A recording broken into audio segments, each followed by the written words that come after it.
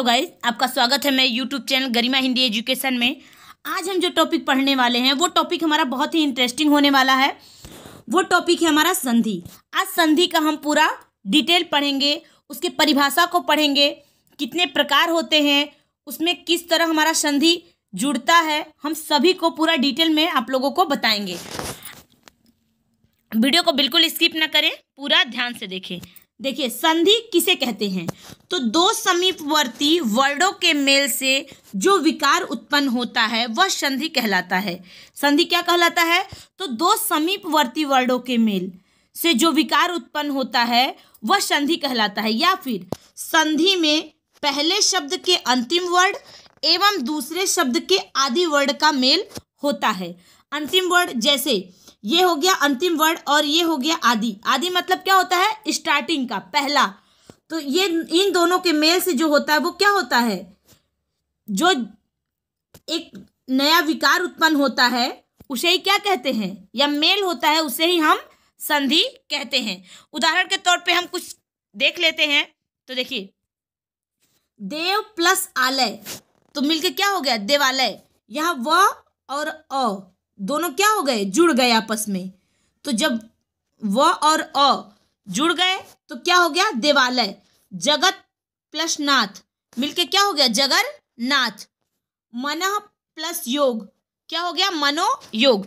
अगर आपके मन में आ रहा होगा कि इसमें कौन सी संधि है, देव प्लस आलय में कौन सी संधि है, तो देव प्लस आलय में स्वर संधि है। कौन सी संधि है? स्वर संधि है। जगत प्लस नाथ, जगत प्लस नाथ में कौन सी संधि है? तो इसमें हमारा व्यंजन संधि है। कौन सी संधि है? व्यंजन संधि। मनः प्लस योग में कौन सी संधि है? तो विसर्ग संधि है। कौन सा? विसर्ग संधि है।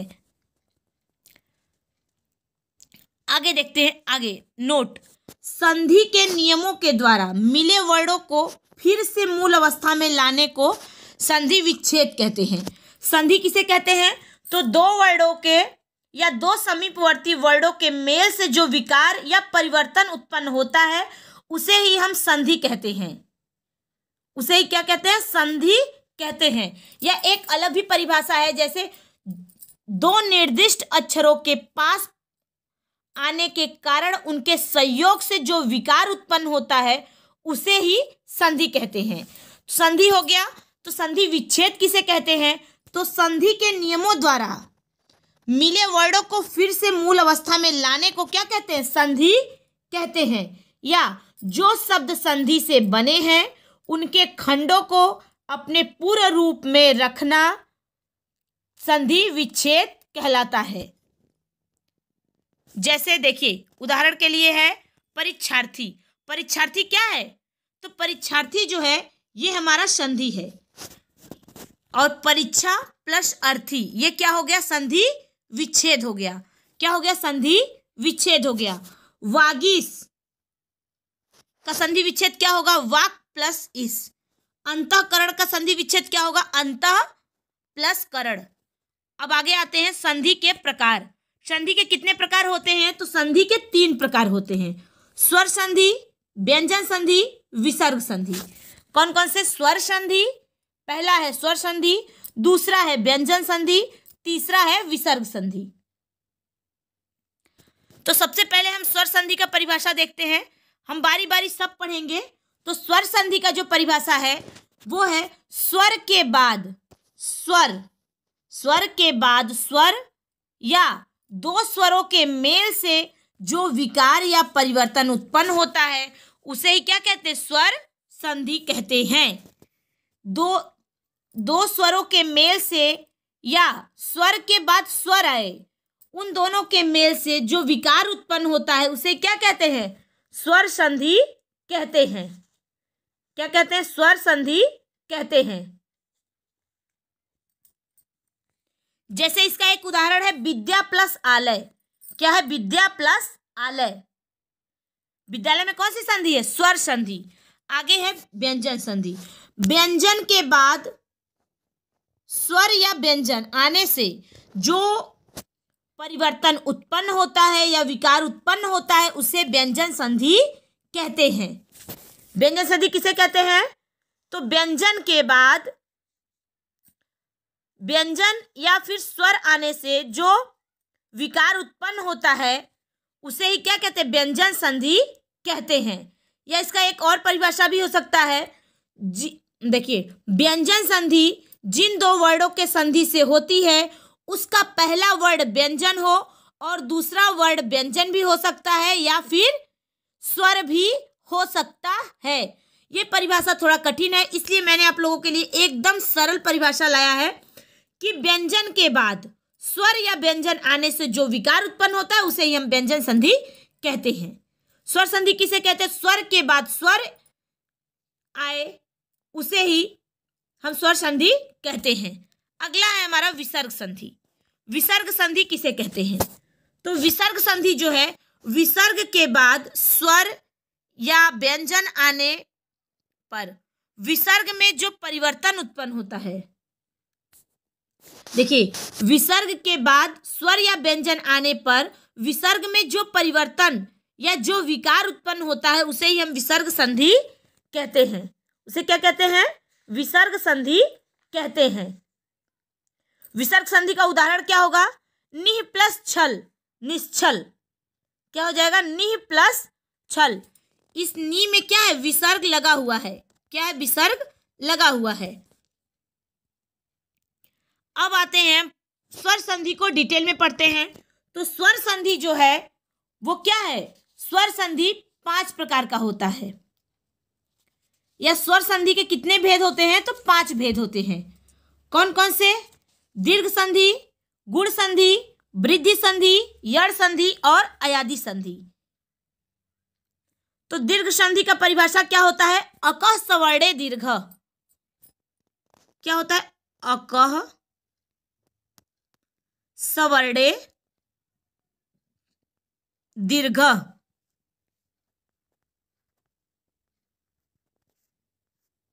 गुण संधि का क्या होता है? इसका मतलब भी मैं बताऊंगी। अकः सवर्णे दीर्घ। और गुण संधि का क्या होता है? तो आद गुण, अर्धे गुण या आद गुण होता है। क्या होता है? आद गुण।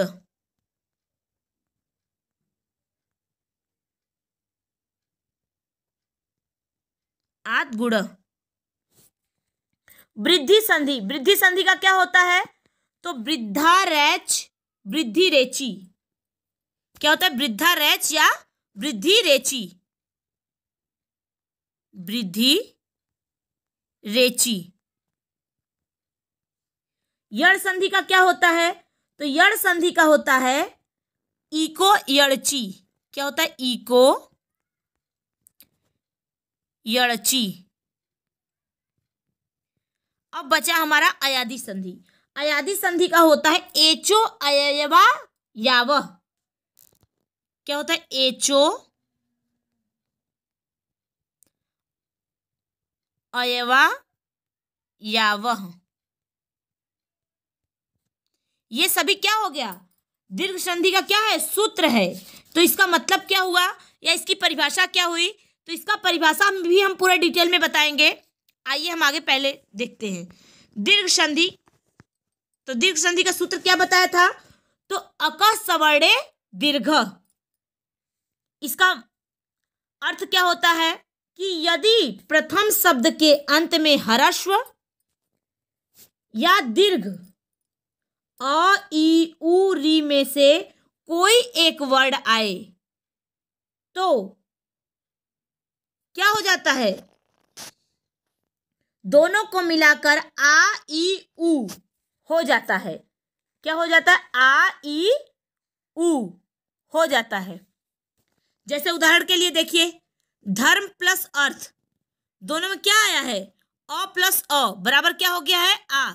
समान वर्ड आए तो क्या हो जाता है? दीर्घ हो जाता है। दोनों मिलके क्या हो जाता है? दीर्घ हो जाता है। जैसे वीरांगना, वीरांगना का संधि विच्छेद क्या होगा? वीर प्लस अंगना। तो वीर में जो र है उससे क्या निकाला गया है? अ। फिर अंगना का भी अ निकला तो क्या हो गया? अ प्लस आ बराबर क्या हो गया? आ। यहाँ सूत्र में क्या है? अ प्लस अ बराबर आ वाला ही उदाहरण हम देख रहे हैं। आगे देखते हैं। आगे है अ प्लस अ बराबर क्या हो गया? आ। पहले क्या था? अ प्लस अ था, अब है अ प्लस आ। इन दोनों के मिलने पे भी आ ही होगा। तो देव प्लस आलय। अभी हमने बताया था ऊपर कि देवालय में कौन सी संधि है? तो देवालय में हमारा स्वर संधि है। अगर स्वर संधि के अंतर्गत पूछे कि स्वर संधि में कौन सी संधि है, तो इसमें दीर्घ संधि है। कौन सी संधि है? दीर्घ संधि है। देवालय में कौन सी संधि है? दीर्घ संधि है। सत्याग्रह में कौन सी संधि है? तो सत्याग्रह में भी दीर्घ संधि है, जिसका संधि विच्छेद होगा सत्य प्लस आग्रह। यम में से क्या निकला? अ निकल गया, आ गया, दोनों को मिला के क्या हो गया? आ। तो यहाँ क्या हो गया? सत्य बचा हुआ है, तो सत्याग्रह हो गया। आगे देखिए, इसके सूत्र कई हैं। हमने अ देख लिया, आ भी देख लिया। अब आ और अ दोनों के स्थान को क्या किया? पलट दिया। अ को यहां कर दिया, आ को यहां कर दिया। फिर भी ये जो दीर्घ हुआ है, इसमें कोई परिवर्तन नहीं होगा। इसमें क्या है? कोई परिवर्तन नहीं होगा, क्योंकि देखिए परीक्षा, यहां 6 में से क्या निकल गया? आ। अर्थी, यहां से क्या निकल गया? अ प्लस आ प्लस अ बराबर क्या हो गया? आ हो गया। फिर भी क्या मिला? परीक्षा प्लस अर्थी बराबर परीक्षार्थी। सीमा, सीमा माँ में से क्या निकला? आ। अंत में से क्या निकला? अ। आ प्लस अ बराबर क्या हो गया? आ। तो यहाँ क्या हो जाएगा? सीमांत। क्या हो जाएगा? सीमांत। इसी प्रकार दिशा प्लस अंतर, तो स में से क्या निकल गया? आ।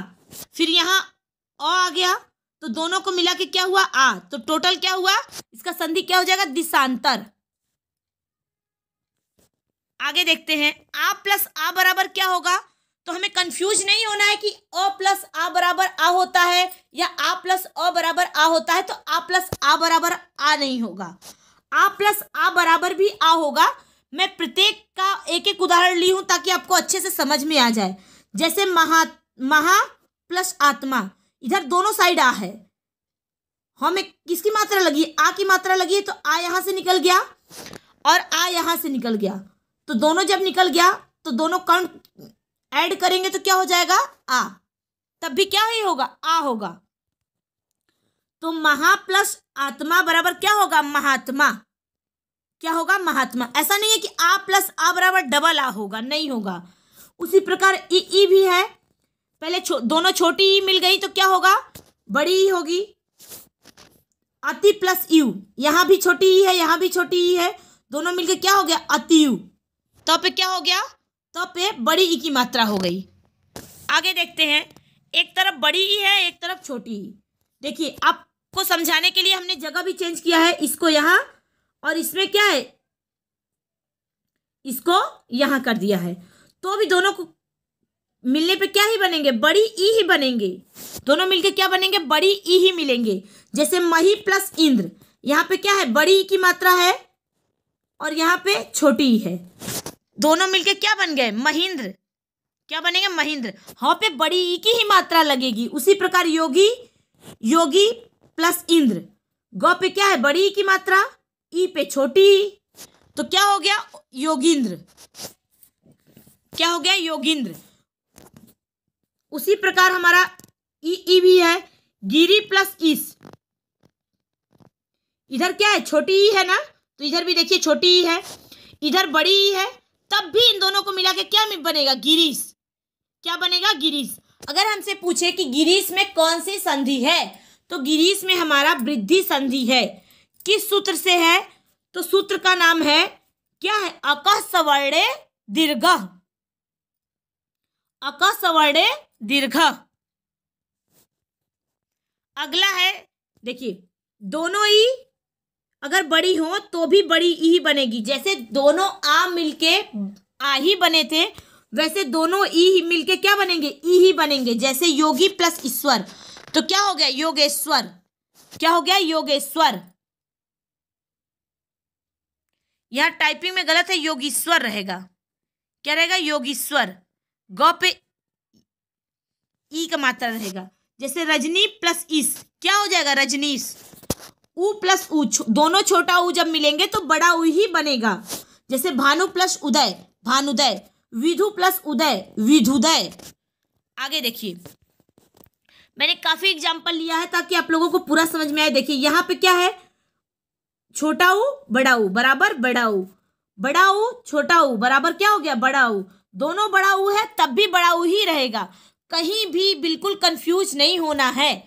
लघु प्लस उर्मी क्या हो जाएगा लघुर्मी। धातु प्लस उष्मा बराबर धातुष्मा। वधु प्लस उत्सव बराबर वधुत्सव।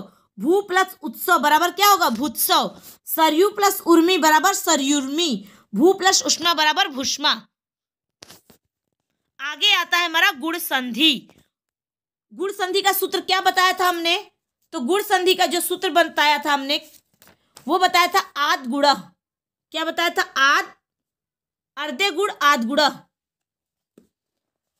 कहीं कहीं ये भी मिलता है और कहीं कहीं आद गुण भी मिलता है।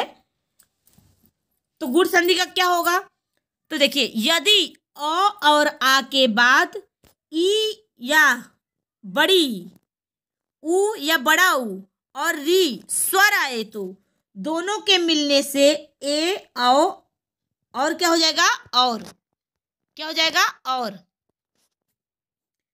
आ के जगह पे देखिए आ के बाद ई आए या उ या री, तो ई के जगह पे क्या होगा ए हो जाएगा, उ के जगह पे अ हो जाएगा और री के जगह पे अर हो जाएगा। मैंने उदाहरण भी लिया है ताकि आपको अच्छे से समझ में आए।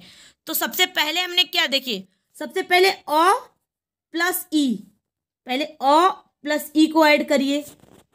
देखिए हमने अ प्लस ई को भी किया है, अ प्लस बड़ी ई को भी किया है, आ प्लस ए को भी किया है, सभी को किया है। अ प्लस ई बराबर ए हो जाएगा। जैसे नर प्लस इंद्र क्या हो जाएगा नरेंद्र। सूर प्लस इंद्र क्या हो जाएगा सुरेंद्र। पुष्प प्लस इंद्र पुष्पेंद्र। उसी प्रकार अब आया हमारा अ प्लस बड़ी ई, ध्यान से देखिए तो भी क्या हो जाएगा ए ही होगा। सोम प्लस ईश सोमेश। परम प्लस ईश्वर परमेश्वर। नर प्लस ईश नरेश। अब हम आ को रखते हैं, किसको, आ को बड़ी ई के साथ। अभी हम छोटी ई के साथ भी रखेंगे। महा प्लस इंद्र महेंद्र। यथा प्लस इंद्र यथेंद्र। राजा प्लस इष्ट राजेंद्र। ये क्या हो गया सभी का। देखिए महा ह में क्या है आ की मात्रा है, यहाँ इंद्र हो गया तो क्या हो गया महेंद्र। आगे देखते हैं,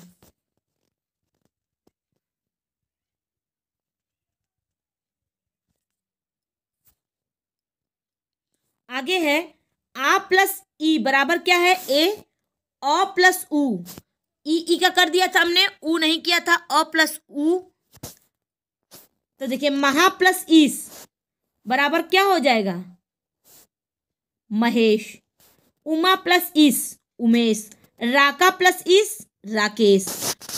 अ प्लस उ बराबर ओ। तो देखिए मानव में क्या है अ है, यहाँ पे क्या है छोटा उ। इन दोनों को जब अ और उ मिलेंगे तो क्या हो जाएगा ओ।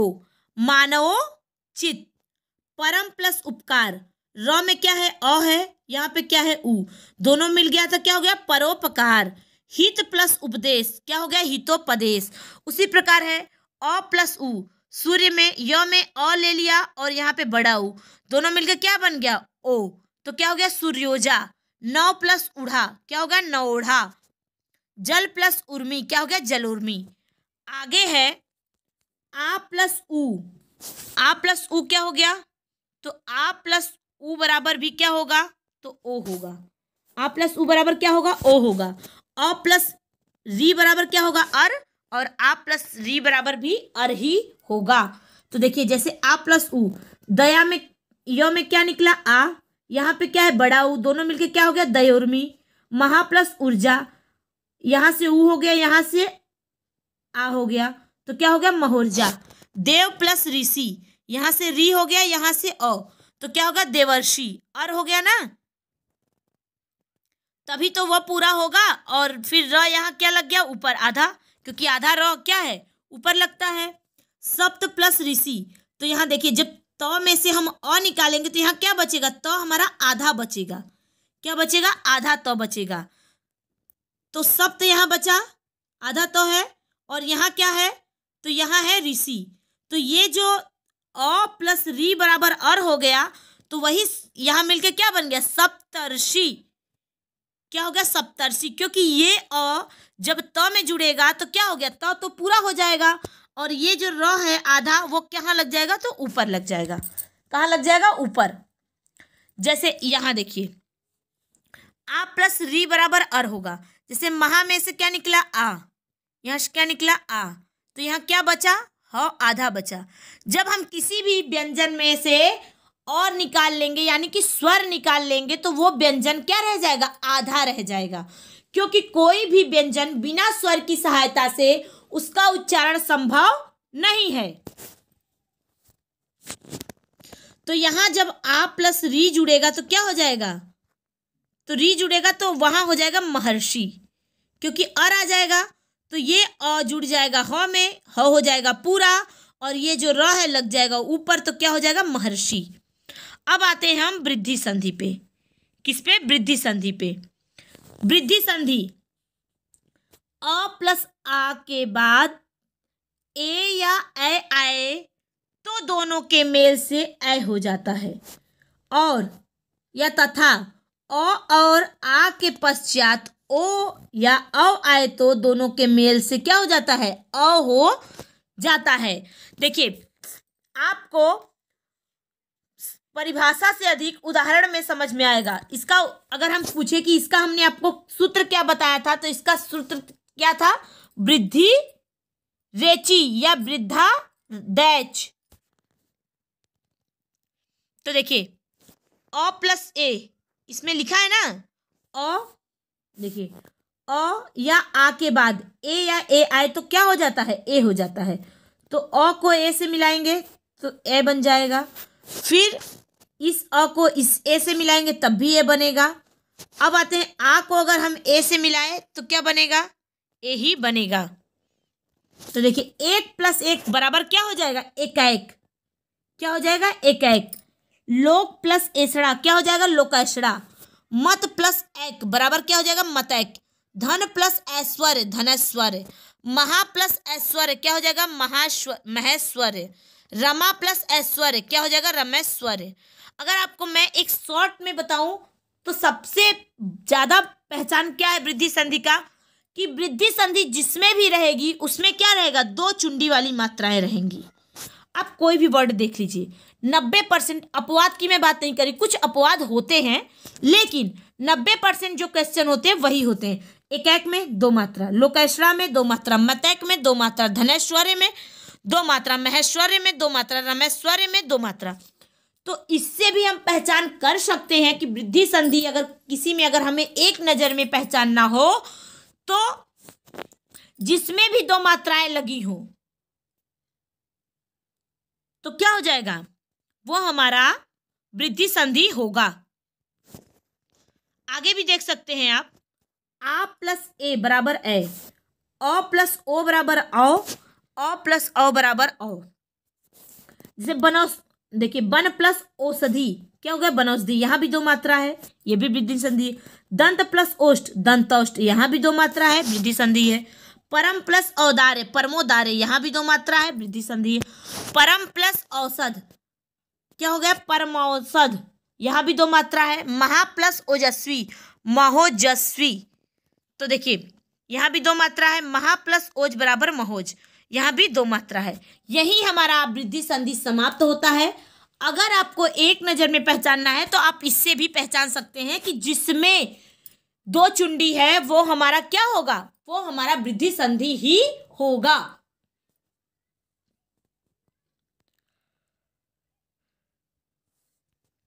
आगे है यड़ संधि। देखिए यड़ संधि जो है इसका परिभाषा क्या बताया था, तो इसका परिभाषा बताया था हमने, इको यड़ची। क्या बताया था, इको यड़ची। यदि ई उ और री के बाद भिन्न स्वर आए तो ई का य, उ का व और री का र हो जाता है। उदाहरण के लिए देखिए अति प्लस अधिक क्या हो जाएगा, अत्यधिक हो जाएगा। तो में से क्या निकला, तो में से छोटी ही निकली, यहां प्लस अ। तो यहाँ क्या हो जाएगा? तो यहाँ हो जाएगा अत्यधिक। हमने कहा ना कि यह हो जाएगा, देखिए ई जब भी इससे जुड़ेगा तो क्या हो जाएगा? य क्या हो जाएगा? तो यहाँ क्या हो गया?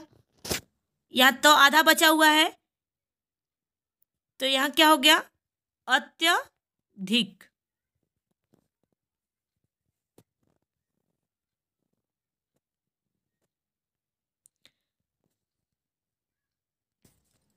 अगला उदाहरण है इति प्लस आदि। क्या है? इति प्लस आदि। यहाँ टाइप गलत हुआ है, यहाँ क्या रहेगा? इत्यादि। यहाँ क्या रहेगा? इत्यादि। कैसे? तो अभी हमने बताया कि यहाँ से क्या निकला? ई निकला, यहाँ से आ निकला। ई प्लस आ बराबर क्या हो जाएगा? अगर छोटी ई बराबर छोटी ई प्लस अ बराबर अगर यह होता है तो बड़ी आ के बराबर ई, छोटी ई और आ से मिलके क्या बनेगा? तो या बनेगा। क्या बनेगा? या बनेगा। तो क्या हो जाएगा? इत्यादि। ऊपरी प्लस उक्त बराबर क्या हो जाएगा? ऊपर युक्त। क्योंकि हमें मात्रा में कोई चेंजिंग नहीं करनी है, यहां जो है उसमें परिवर्तन करना है हमें। किसमें? इसमें परिवर्तन करना है। नी प्लस उन, तो ये इस ऊ में हमें परिवर्तन नहीं करना है, क्योंकि ऊ तो क्या है? ऊ तो बड़ा ही रहेगा। जैसे 9 आधा हो गया, यहां से ई निकला और यहां से ऊ, तो यहां क्या बन गया? तो यह बन गया। तो ये 9 आधा हो गया और यह पूरा हो गया, यहाँ पे मात्रा लग गया और 9 से प्रति प्लस एक बराबर प्रत्येक। अगर हमसे इसमें पूछे कि कौन सी संधि है, तो इसमें संधि है यड़ संधि, जिसका सूत्र होता है इको यड़ची। सूत्र क्या होता है? इको यड़ची। अगला है उदाहरण देवी प्लस आगमन। तो ये क्या हो गया? दिव्यागमन। क्या हो गया? दिव्यागमन। अगला है सखी प्लस ऐश्वर्य। तो ये क्या होगा? सखैश्वर्य। क्या हो जाएगा? सखैश्वर्य।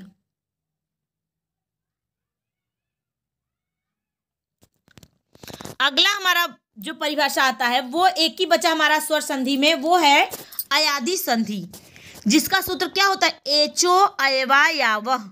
क्या होता है? एचो अयवा यावह। इसका सूत्र क्या होगा?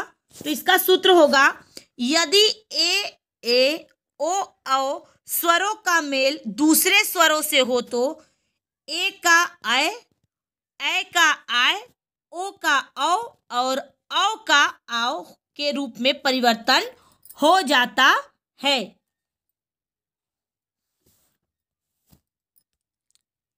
तो इसका उदाहरण भी देख लेते हैं। इसका उदाहरण है ने प्लस अन बराबर क्या होगा? नयन। क्योंकि अभी हमने बताया कि देखिए ए ओ औ का किसी स्वरों के साथ या दूसरे स्वरों के साथ मेल होता है तो ए का क्या होगा? आय होगा। तो यहां से जब ए निकला प्लस यहां स्वर क्या है? ओ, तो इन दोनों के मिलने से क्या बन गया? तो इन दोनों के मिलने से आय बन गया। क्या बन गया? आय। आय। तो यहाँ 9 क्या बचा? आधा। क्योंकि ए तो निकल गया, स्वर निकल गया, तो सिर्फ व्यंजन बचा। तो जब 9 में ए का मात्रा लगा है तो ने हो गया, तो ए निकल जाएगा, तो क्या बचेगा? आधा 9।